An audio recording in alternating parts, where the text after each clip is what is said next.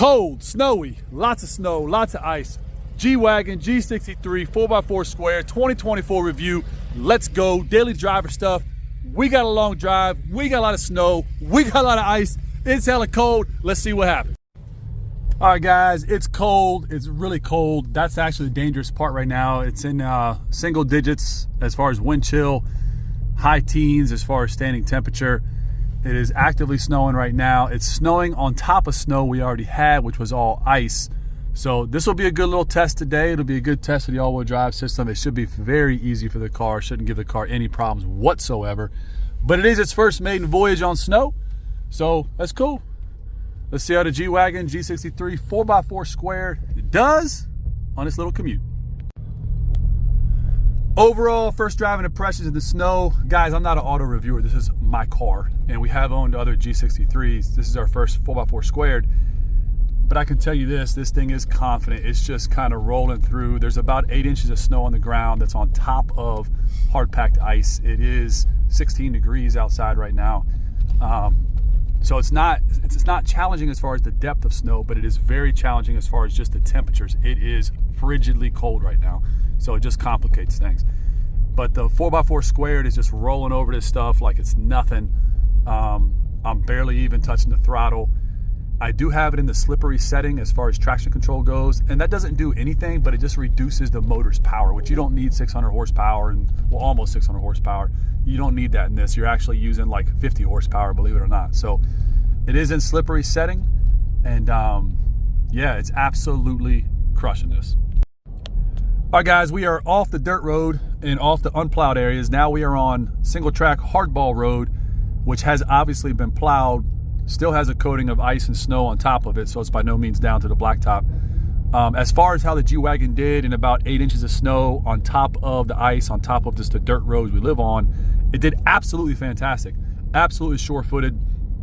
When you put it in slippery mode, it reduces the motor, changes the shift points, slows you down a lot faster. Remember, this car does have regenerative braking too. It does have that e-boost system on it, so letting off the gas does start to slow you down a little bit, which is a nice thing in the snow, so you can be on the brakes as limited as possible. Now we're going from single track hardball to double track hardball, and we'll be on the highway here in a second where I know it'll be fine. Speed kills, boys. I don't understand it. I don't understand it. You see it left and right this morning, all over the place, cars in the ditch. Why? Speed. And these idiots go, I know how to drive in the snow. What does that even mean at this point? Like, what does knowing how to drive in the snow have to do with ice and cold? And again, it's just crazy. I'm in a Honda Civic and I know how to drive in the snow. No, you don't. I'm in a rear wheel drive Chevy truck, but I have like, it's just crazy, guys. Speed is what does it. Slow down. All right, guys, closing out this day, this crazy day. It is freezing cold. It snowed up until about 4 o'clock in the afternoon. We're back home right now. The main roads are just fine, but part of the reason to have a G-Wagon, and it is a real thing, a lot of vehicles do it, but this is a go anywhere car, a do anything car, and it's a nice, comfortable, beautiful place to be. So you get better factory off-road than a Jeep Rubicon, but you get the interior of a late model S-Class. So that's cool, right? But as far as traction, let's really talk about how the all-wheel drive system works. Remember, a G-Wagon is always in full-wheel drive high. Call it all-wheel drive, but it's technically a full-wheel drive platform, body on frame, lockers, you know, the whole 9 yards. So it's always in full-wheel drive high. You cannot get out of full-wheel drive high. Now, have I ever once had to turn the center locker, the rear locker, or the front locker on? No, my God, this is just fine. Traction's fine. We're not slipping. The Pirelli tires are grabbing traction with no issue whatsoever. This is not deep snow anymore, but it is 8 inches of snow on top of 2 inches of ice earlier this week, and it is in the teens. So it can be a little challenging, and if you do slip off the road into one of these ruts on the other side, it may look smooth, but it's not. There's ditches on the left and right side of this little road, and this is a dirt road in the mountains. So it's a dirt road with a couple inches of ice, with 8 inches of snow, and there's ruts on both sides of it. So you do have to be careful. What'll happen is you'll go down into a rut, counter steer, hit that embankment, and then you have problems. So recommend the G-Wagon as a daily driver in wintry conditions. Yeah, this thing's a beast. It'll get you anywhere and get you back home in one piece. All right, guys, we get closer to the cabin, to the house. You You really tell a sense. This is deep snow. This is not a couple inches, guys. This is about 8 inches in most spots, but that's on top of pre-existing. So this is much trickier than it shows. We're also going up constant hill. The road that I lived on is a constant rise.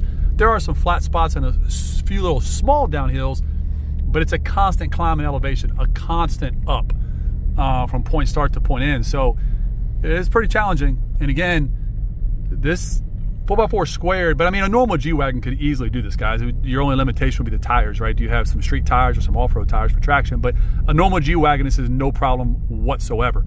The 4x4 squared just takes it to a whole new level of zero drama. Just point it and let it do its thing, and it just finds a way to get traction and finds a way to get through. And we have done nothing to assist this.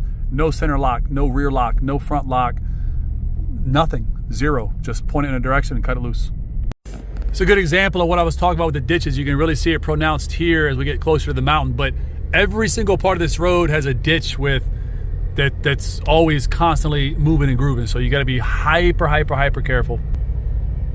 And last but not least, we gotta get up the driveway. Driveway can be challenging. It's hyper steep here at the end. It's almost a straight up thing. It's gonna be very challenging. This G-Wagon is gonna have zero issue, and I do mean zero issue. But it's the end trip. Why do I need a 4x4 squared? I don't, but it does make these commutes because I do live back in the mountains. We do live back in the middle of nowhere. It's the most sure-footed billy goat on the face of the planet, and I love it. And now we home.